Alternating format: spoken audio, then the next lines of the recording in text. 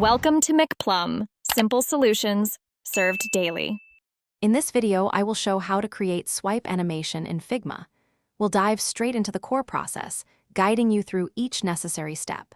You'll learn to craft engaging, interactive experiences for your designs. We'll cover everything from initial setup to fine-tuning, ensuring your swipe animations are smooth and professional. Get ready to transform your static designs into dynamic, user-friendly interfaces with just a few clicks. This method is straightforward and highly effective for achieving a polished result. First, prepare your Figma canvas by creating at least 2 frames.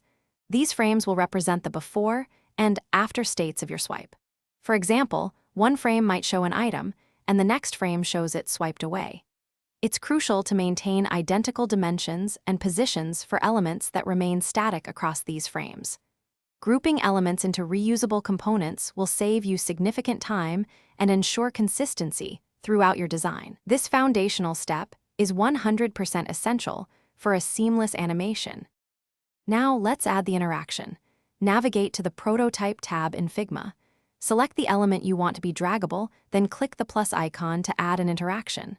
For the trigger, choose on drag. This tells Figma to initiate the animation when a user swipes. For the animation type, select Smart Animate. This powerful feature intelligently interpolates between your frames, creating a smooth and natural-looking swipe transition. You're just a few clicks away from a dynamic interaction. Finally, it's time to refine and test your swipe animation. After selecting Smart Animate, you'll see options to adjust the duration and easing. Experiment with these settings to achieve the perfect feel for your swipe, perhaps a quick 200 milliseconds with an ease-out curve. Always preview your prototype to ensure the animation behaves exactly as you envisioned. Gather feedback and iterate on your design. Even small tweaks can significantly enhance the user experience. This iterative process ensures a polished and effective final product. Thanks for watching. Stay juicy and subscribe.